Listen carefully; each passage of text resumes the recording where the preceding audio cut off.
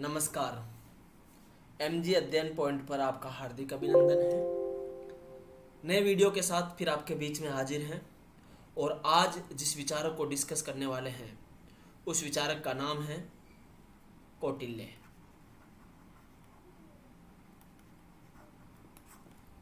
आप सबको पता है कि कौटिल्य प्राचीन भारतीय राजनीतिक चिंतन का जनक माना जाता है। उनका जन्म ईसा पूर्व 4वीं शताब्दी में प्राचीन भारत की ऐतिहासिक नगरी आर्यवर्त के वैभव संपन्न मगध साम्राज्य में हुआ था। इनके बचपन का नाम विष्णुगुप्त था। विष्णुगुप्त उनके बचपन का नाम विष्णुगुप्त था।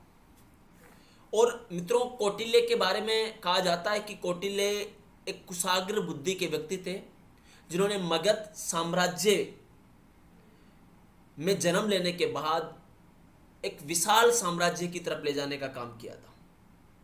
कहा जाता है कि पाटलिपुत्र के नंद राजा ने कौटिल्य का अपमान किया था, जिससे क्रोधित होकर कौटिल्य ने नंद वंश के समूल नाश की प्रतिज्ञा ली थी कि अब मैं नंद वंश को समाप्त कर दूंगा।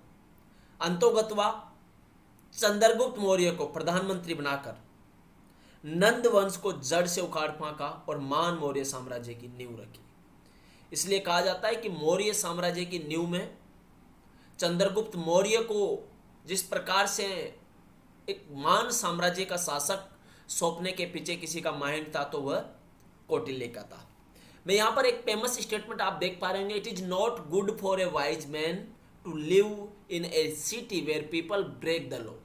यानी एक बुद्धिमान व्यक्ति के लिए उस सिटी में रहना ठीक नहीं है जहाँ लोग नियमों को ब्रेक करते हो, जो ऑनर से नहीं डरते हो, जो डोनेट नहीं करते हैं और जो कला का आदर नहीं करते हैं। वहाँ पर रहना किसी बुद्धिमान व्यक्ति के लिए ठीक नहीं है।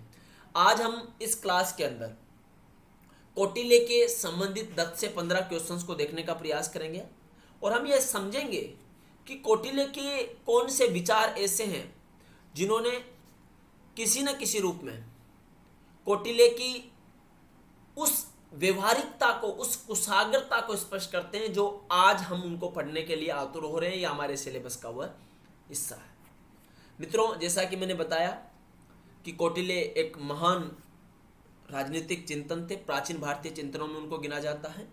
अब हम इसके कुछ एमसीक्यूज लेते हैं और उस एमसीक्यूज को डिस्कस करते करते हम लगातार आगे बढ़ने का प्रयास करेंगे।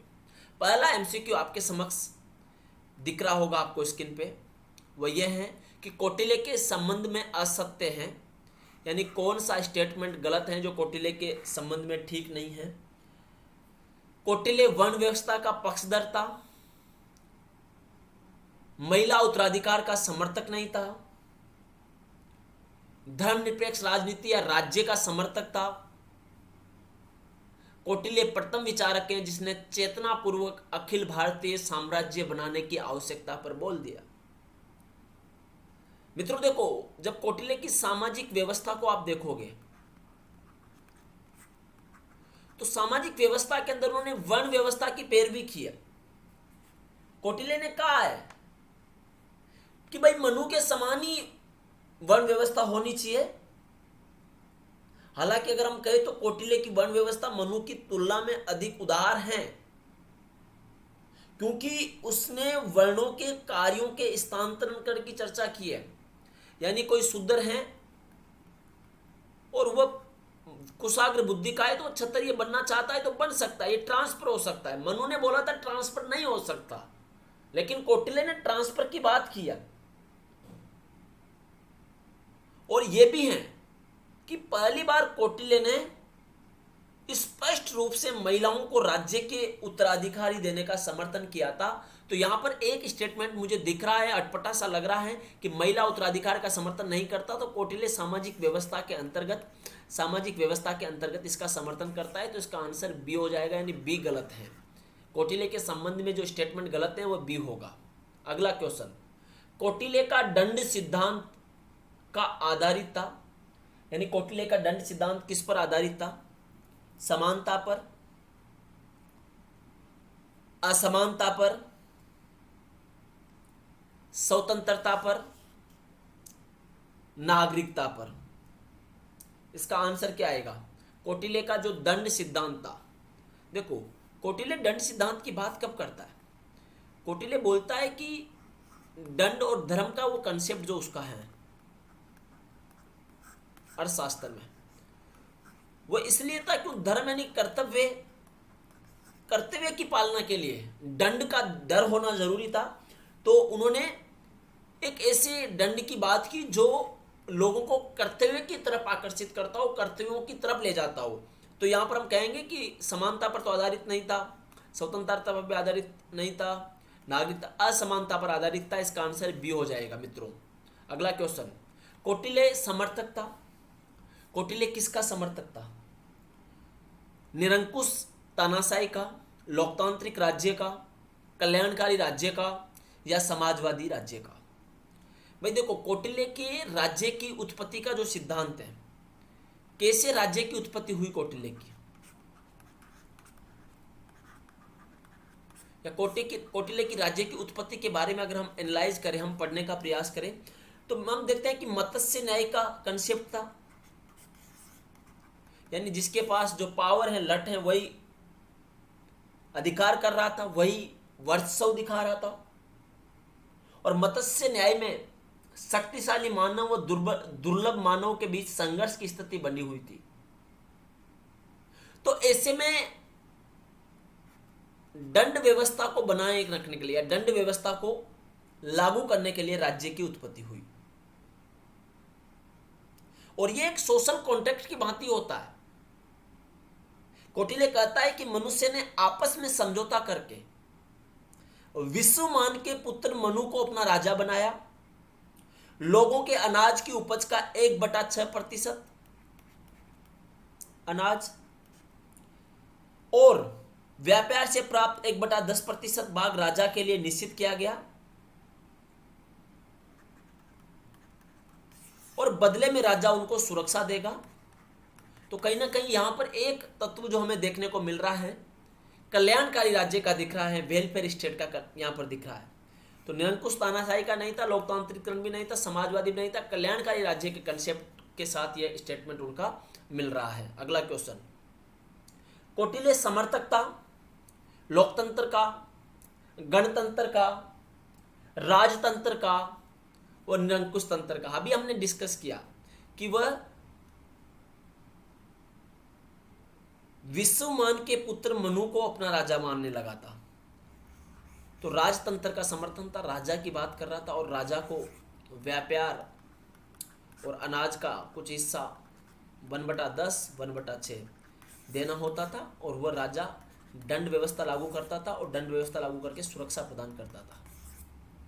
तो कौटिल्य समर्थक था राजतंत्र का। अगला क्वेश्चन, कौटिल्य के राज्य संबंधी विचारों में असत्य कथन है, यानी उसके राज्य से संबंधित जो विचार है उसमें असत्य कथन क्या होगा? कौटिल्य का राज्य जैविक राज्य है, ऑर्गेनिक स्टेट है। कौटिल्य राज्य साधन व व्यक्ति को साध्य मानता है। कौटिल्य संविदा सिद्धांत का समर्थक है। कौटिल्य ने राज्य का प्रधान लक्ष्य था प्रजा का योगक्षेम, यानी प्रजा के लिए काम करना, प्रजा को सुरक्षित रखना, प्रजा के लिए विशेष प्रकार से इस प्रकार की व्यवस्था स्थापित करना जहां उनके द्वारा जो है उनको सुरक्षित करना, और जो नहीं है उनके लिए प्राप्त करने का प्रयास करना। तो कौटिल्य का जो ये व्यवहारिकता है वो योगक्षेम में। तो यहाँ पर आप देखिए कि कौन सा स्टेटमेंट असत्य है। भाई ऑर्गेनिक स्टेट का बात हो रही है क्या? बिल्कुल हो रही है। वो सप्तांग की बात करते हैं, तो ये जैविक राज्य बिल्कुल हैं। संविदा सिद्धांत भी हैं बिल्कुल। प्रधान लक्ष्य प्रजा का योगक्षेम था, बिल्कुल ये भी ठीक है। तो कौटिल्य राज्य को साधन नहीं मानता था, वो व्यक्ति को साध्य नहीं मानता था। वह एक ऐसी व्यवस्था की मांग करता था जहां पर दंड के माध्यम से संपूर्णता कल्याणकारी व्यवस्था हो, जहां पर लोगों प्रजा का ध्यान, प्रजा पालक राजा हो। तो कौटिल्य राज्य साधन व व्यक्ति साध्य मानता था। यह गलत स्टेटमेंट हो जाएगा, इसका बी स्टेटमेंट रॉन्ग हो जाएगा। नेक्स्ट क्वेश्चन, कौटिल्य के धर्म संबंधी विचारों में असत्य हैं। कौटिल्य धर्मनिरपेक्ष राज्य का समर्थन करता है। राजकोष में धनाभाव की स्थिति में राजा देव द्रव्यों यानी मंदिरों का खजाना को भी ले सकता है। कौटिल्य के अनुसार धर्म राज्य की सेवा का एक शक्तिशाली साधन है। धर्म व काम अर्थ के अधीन नहीं मानता है। कौन सा विचार असत्य है? कौन सा विचार असत्य है? देखो, कौटिल्य का राज्य धर्मनिरपेक्ष राज्य का समर्थन करता है। पहला स्टेटमेंट बिल्कुल ठीक है, राइट स्टेटमेंट है।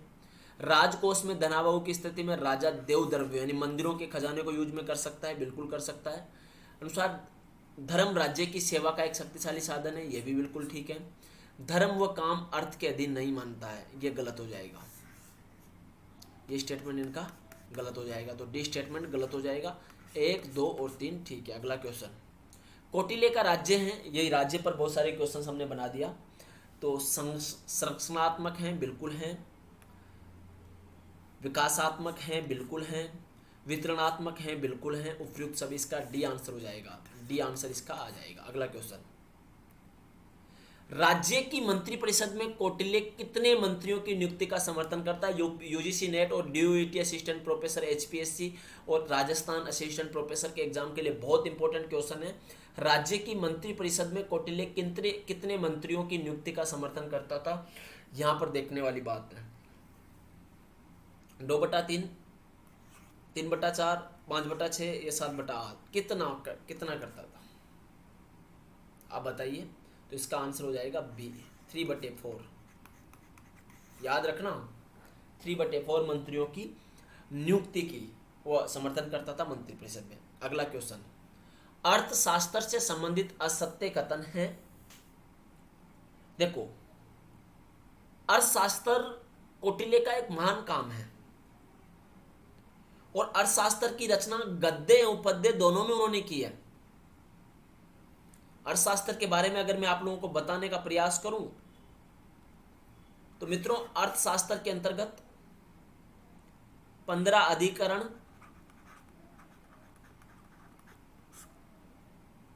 150 अध्याय,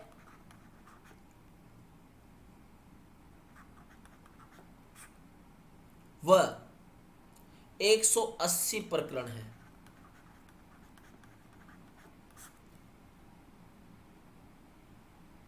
और पहले 5 जो प्रकरण हैं उनके अंदर राज्य के आंतरिक प्रशासन पर प्रकाश डाला गया है। और 6 से 13 अधिकरणों में पहले 5 जो अधिकरण है उसमें राज्य के आंतरिक प्रशासन पर प्रकाश डाला गया है। और 6 से 13 के बीच के अधिकरणों में राज्य के वैदेशिक संबंधों की विवेचना की गई है कि विदेशी संबंध कैसे होंगे।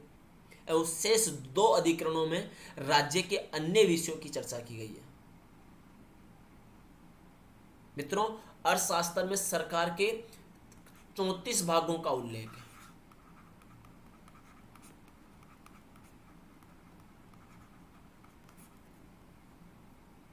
तो अर्थशास्त्र की जो चिंतन परंपरा है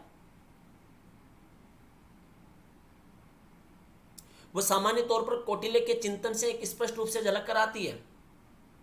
बृहस्पति अर्थशास्त्र के प्रणेता माने जाते हैं और उनके अनुसार इस धरती पर अर्थ ही प्रधान पदार्थ है। कौटिल्य के द्वारा जो लिखी गई अर्थशास्त्र है वह भी इन्हीं के साथ मिलती जुलती है और धर्म व काम की उपलब्धि भी इन्हीं पर आधारित है।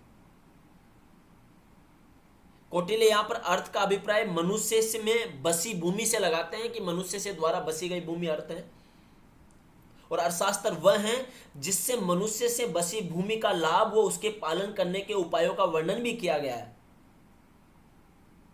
और यह प्रशासन से संबंधित एक महत्वपूर्ण ग्रंथ है।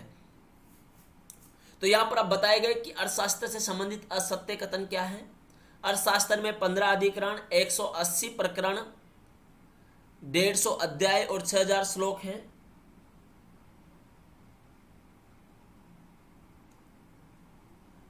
डेढ़ अध्याय, 180 प्रकरण और 6000 से अधिक श्लोक हैं। अर्थशास्त्र में 4 विधाओं का उल्लेख किया गया है।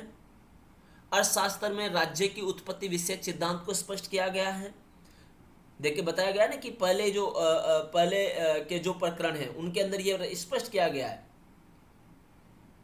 अधिकरणों के अंदर और लास्ट है अर्थशास्त्र का रचना काल लगभग 400 ईस्वी से 300 ईस्वी के मध्य माना जाता है। 400 ईस्वी से लेकर 321 ईस्वी के मध्य माना जाता है, ये गलत हो जाएगा, ये गलत हो जाएगा।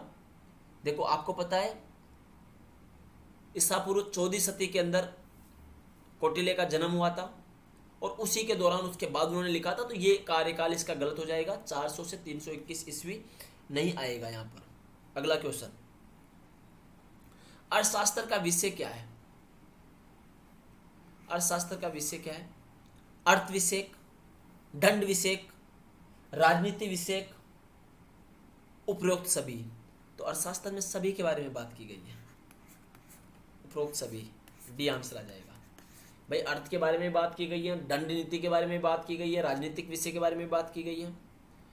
कौटिल्य ने 4 विधाओं के संबंध में असत्य हैं, कौटिल्य की यहाँ 4 विधाओं के बारे में बात की गई है, उनके बारे में असत्य क्या है यहाँ पर बताना है हमें। पहला है आन्वीक्षिकी व्यक्ति को दर्शन एवं तर्क का ज्ञान देती है। ऋग्वेद, यजुर्वेद, सामवेद का ज्ञान देती है। वार्ता तर्क बुद्धि का ज्ञान देती है। और दंड नीति शासन कला या राजनीति शास्त्र का ज्ञान देती है। बताइए क्या आंसर आएगा इसके अंदर? कौटिल्य की 4 विधाओं के बारे में यहाँ पर बात की गई है, तो यहाँ पर क्या बात आएगी? आन्वीक्षी, ठीक है। आन्वीक्षी जो है वह व्यक्ति के दर्शन एवं तर्क का ज्ञान देती है। ऋग्वेद, यजुर्वेद, सामवेद का ज्ञान देती है।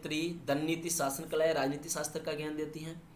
तो वार्ता ये तो तर्क बुद्धि का ज्ञान नहीं देती, तर्क बुद्धि तो आ गई है, तो वार्ता किसका ज्ञान देती है? वार्ता कृषि, पशुपालन व वाणिज्य विधा देती है।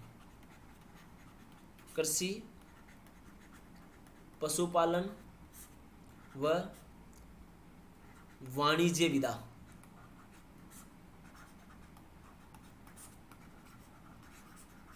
तो इसका आंसर क्या आ जाएगा? कौन सा स्टेटमेंट गलत है? सी स्टेटमेंट गलत है, क्योंकि वार्ता कृषि, पशुपालन और वाणिज्य विधा का ज्ञान देती है। आन्वीक्षिकी व्यक्ति के दर्शन एवं तर्क का ज्ञान देती है। ऋग्वेद, यजुर्वेद, सामवेद का ज्ञान देती है। वार्ता कृषि, पशुपालन और वाणिज्य विधा का ज्ञान देती है। और दंड नीति शासन कला या राजनीति शास्त्र का ज्ञान देती है। तो यहाँ पर आपने ये देखा। अगला क्वेश्चन की तरफ हम बढ़ते हैं। कौटिल्य के अनुसार मंडल सिद्धांत का वास्तविक प्रयोजन क्या है? राज्यों की प्रवृत्तियों व वास्तविक मंतव्यों का आंकलन करना, अंतरराज्यीय नीतियों के निर्धारण के लिए प्रासंगिक राज्यों का विवेक सम्मत वर्गीकरण करना, मंत्रियों, गुप्तचरों व दूतों पर प्रभावी नियंत्रण करना, उपयुक्त सभी। देखो भाई, मंडल सिद्धांत की बात करें तो मंडल सिद्धांत कौटिल्य की विदेश नीति से संबंधित एक महत्वपूर्ण सिद्धांत है। कौटिल्य की विदेश नीति से संबंधित कौटिल्य की विदेश नीति से संबंधित एक महत्वपूर्ण सिद्धांत है। और मंडल सिद्धांत अर्थशास्त्र के 6ठे अधिकरण के 2 अध्याय में उल्लेखित है। मंडल का मतलब होता है राज्यों का वर्त। इसमें कौटिल्य ने कुल मिलाकर 12 राज्यों का उल्लेख किया है, जिसमें विजिगसु, मित्तर, अधिमित्तर, मित्तर मित्तर, पाणिग्राह, पाणिग्रासार, इन सब के बारे में कौटिल्य ने यहाँ पर बताने का प्रयास किया है। और इसके अंदर सबसे इंपॉर्टेंट विजुगसु हैं, जो उसके सारे डायमेंशंस को तय करने का प्रयास करता है। तो मित्रों, अगर हम देखें कि कौटिल्य के मंडल सिद्धांत का वास्तविक प्रयोजन, तो इसमें तो सभी लग रहा है, उपयुक्त सभी आ जाएगा। इसका आंसर डी हो जाएगा। कौटिल्य के मतानुसार, अगला क्वेश्चन देख पा रहे हो आप स्क्रीन पर। कौटिल्य के मतानुसार 2 राष्ट्रों के मध्य सीमा नहीं होनी चाहिए, साझा सीमा होना चाहिए। 2 राष्ट्रों के मध्य मध्यवर्ती राज्य होना चाहिए, सीमाएं खुली होना चाहिए। तो यहाँ पर कौटिल्य का मानना है कि 2 राष्ट्रों के बीच मध्यवर्ती राज्य होना चाहिए। तो मंडल सिद्धांत में यही कह रहा है कि आपका पड़ोसी आपका दुश्मन होता है, पड़ोसी का जो पड़ोसी है वो आपका दोस्त होता है। मंडल सिद्धांत की कंसेप्ट कभी हम कौटिल्य को व्यवहारिक तौर पर पूरा पढ़ने का प्रयास करेंगे तो हम वहाँ पर कौटिल्य को आपको समझाएंगे, लेकिन अभी हम MCQ बेस्ड कौटिल्य को देख पा रहे हैं। तो 2 राष्ट्रों के मध्य मध्यवर्ती राज्य की संकल्पना को वो यहाँ पर रखने का प्रयास करते हैं। अगला क्वेश्चन, कौटिल्य के अनुसार बर्मनशील गुप्तचर की श्रेणी में नहीं है। क्या नहीं है? काप्टिक, तीक्ष्ण, परिवार्जिका या तापस। क्या ब्रह्मणसर गुप्तचर की श्रेणी में यहाँ पर नहीं आएगा? तो तीक्ष्ण है, परिवार्जिका है, तापस है, काप्टिक नहीं है। तो इसका आंसर ए हो जाएगा, काप्टिक यहाँ पर नहीं आएगा। कौटिल्य ने परराष्ट्र संबंधी विचार हैं मंडल सिद्धांत और षटगुणीय सिद्धांत। मंडल सिद्धांत और षटगुणीय सिद्धांत। तो क्या आंसर आएगा इसमें? पड़ोसी देश से संबंधित कौटिल्य के सिद्धांतों में क्या आंसर आ जाएगा? मंडल सिद्धांत भी बात कर रहा है, षटगुणीय सिद्धांत की बात कर रहा है, तो 1 और 2 दोनों आ जाएगा। 1 और 2 दोनों आ जाएगा। यहां तक आपने कौटिल्य के बारे में समझने का प्रयास किया। कौटिल्य के कुछ महत्वपूर्ण क्वेश्चंस को हमने आप लोगों के सामने रखा।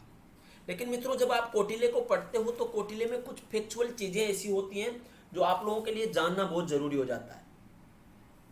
4 विधाओं की वो बात की हमने, देख लिया। उसके काल में एक ऐसा अधिकारी होता था, रूप दर्शक। मैं आपको बताता हूं, रूप दर्शक। रूप दर्शक एक ऐसा अधिकारी होता था जो मुद्रा की जांच पड़ताल के लिए उत्तरदायी होता था। तो याद रखना, मुद्रा की जांच पड़ताल के लिए उत्तरदायी अधिकारी। जांच पड़ताल के लिए उत्तरदायी अधिकारी।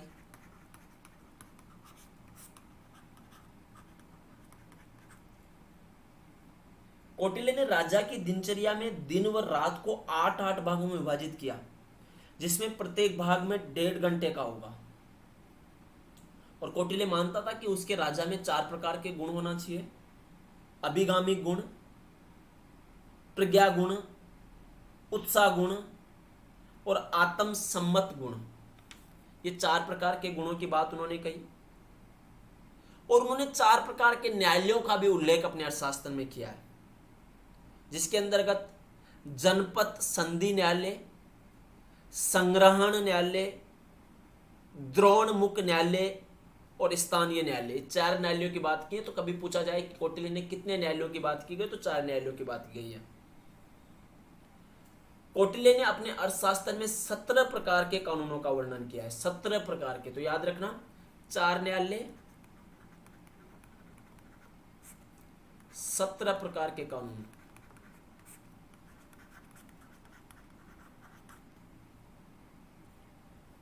कौटिल्य ने रोजगार के 3 साधनों का उल्लेख किया है। यह भी याद रखना कि अभी कभी आपसे पूछ ले कि कौटिल्य ने रोजगार के कितने साधनों का उल्लेख किया है, तो यहाँ पर 3 साधनों का उन्होंने उल्लेख किया है। कहाँ कहाँ रोजगार मिल सकता है? बोला, कृषि के अंदर ले सकते हो आप, पशुपालन में ले सकते हो आप, और व्यापार में ले सकते हो आप। कृषि, पशुपालन और व्यापार में। तो आप यहाँ पर ये देख पा रहे होंगे कि हमने कौटिल्य के बारे में एक बेसिक समझ बनाने का प्रयास किया, महत्वपूर्ण एमसीक्यूज आपके सामने रखने का प्रयास किया। अब आपका नैतिक दायित्व बनता है कि आप हमारे यूट्यूब चैनल को सब्सक्राइब करें, इसको शेयर करें और भी मित्रों तक पहुंचाएं। हम आपको जीआरएफ रूपी प्रसाद तक पहुंचाने का पूरा प्रयास कर रहे हैं। आपकी मेहनत, हमारा प्रयास दोनों अगर मिल जाएंगे तो उसमें एक संपूर्णता आ जाएगी और आप आगे बेहतर तरीके से अपनी कामयाबी की तरफ बढ़ पाओगे। एमजी अध्ययन पॉइंट में 100 वीडियो की श्रृंखला पूरी हो गई है। उसके लिए भी मैं आप लोगों को सभी को धन्यवाद देना चाहता हूं। और मित्रों, मैं चाहता हूं कि एमजी अध्ययन पॉइंट के नाम से एक टेलीग्राम चैनल भी है, वहां पर भी आप जुड़ोगे तो आपको यहाँ पर इस एमसीक्यूज की जो ये पीपीटी है ये आपको वहां पर प्रोवाइड करवा दी जाएगी, ताकि आप लोगों के लिए आसान हो जाएगा। हम और हमारी टीम लगातार मेहनत कर रही हैं आप लोगों के लिए। आप लोग इस वीडियो को देखिए, आनंद लीजिए और कमेंट बॉक्स में बताइए आपको कैसा लगा, क्या और बेहतर इम्प्रूवमेंट हम इन वीडियोस के अंदर कर सकते हैं। हम जल्दी मिलेंगे नए लेक्चर के साथ, नए किसी थिंकर के एमसीक्यूज के साथ। तब तक के लिए आप इसका रिवीजन कीजिए, पहले जिनको पढ़ा उनका रिवीजन कीजिए। बहुत बहुत धन्यवाद, बहुत बहुत आभार।